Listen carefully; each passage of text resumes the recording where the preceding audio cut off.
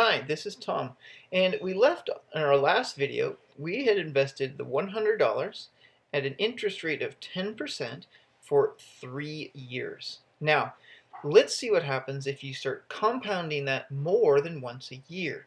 So let's reconsider our problem, and this time we're going to invest $100 at 10% annual interest compounded semi-annually for 1 year. And then the second part will be to compound it quarterly. Well, let's see what happens just in 1 year's time. Is it any different? Well, notice that what happens now is we begin, so on January 1st, you have $100. Now, on June 31st, it's 10% annual interest, so they're going to give you half of the interest that's due. So on June 31st, what we're going to do is we're going to multiply that 100, and I'm using this concept from up above, this kind of idea. You're going to multiply that by 1 plus half of the 10%.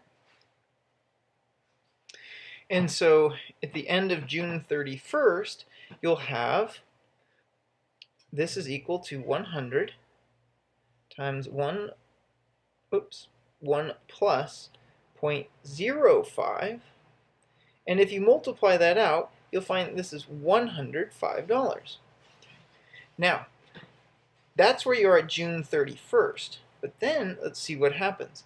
So now you begin here, June 31st, or July 1st. So on July 1, you now have $105 in the account.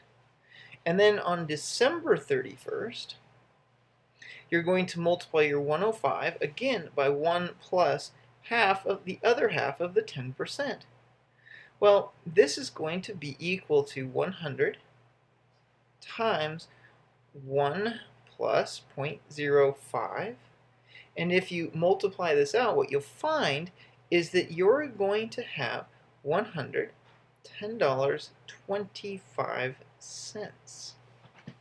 Whoa, so it looks like if your 10% was compounded quarterly, you actually end up with an additional 25 cents more than you did if you compounded it annually, which we saw up here in our first example. Okay, so now I'm going to show you that the general form is this. Oops. So in general,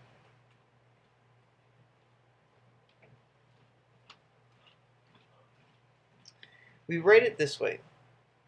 P times 1 plus R divided by N raised to the NT.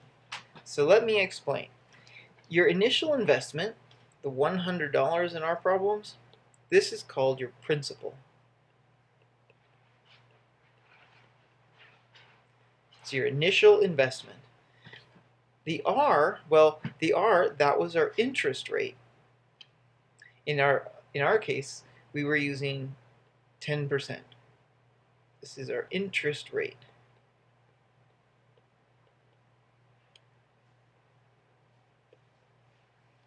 And then, now because we're compounding more than once a year, we had to divide it by the number of times it compounds. So this is the compounding number, compounding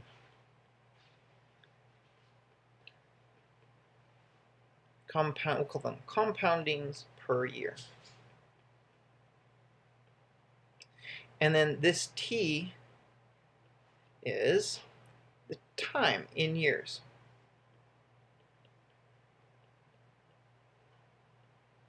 So if we use this, then here's what we have.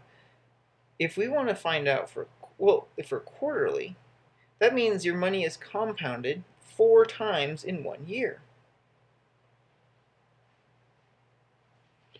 So I would take my P, which is my initial investment of $100, times 1 plus my interest rate is 0.10, I'm going to divide that by the number of periods, which is 4. Then I'm going to raise it to the 4 periods times 1 year. Now, honestly, this one I can't do in my head. So I'm going to flash over here to my calculator. And let's try this on the calculator. So I'm going to type it just like I wrote it. So 100 parenthesis 1 plus 0.10 divided by the number of compounding periods, 4, close the parenthesis, raised to, now if it was 4 times another number, you might need to put all of that in parentheses if you have more than just one number in your exponent. So raised to the 4 times 1, close parentheses. Now let's see, how much money would you have? Whoa, $110.38. Let's write that down. $110.38.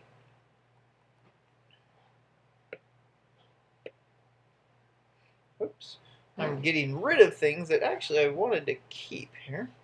Sorry about that. There it is. Okay. So, if we come back to where we were, we have now $110.38. And that's what happens. So notice that if we compound annually, we make less, or we make $110. If we compound twice a year, we make 25 cents more. If we compound 4 times in the year, we make 13 cents more than doing it twice a year. So the question is, what if we did it every month, or every day, or every minute, or every second? Would we make, how much money could we make in 1 year on a simple 10% in interest rate? Well, that's the question we're going to look at in the next video. But now you know how to compute compound interest on your investments. Thanks for watching.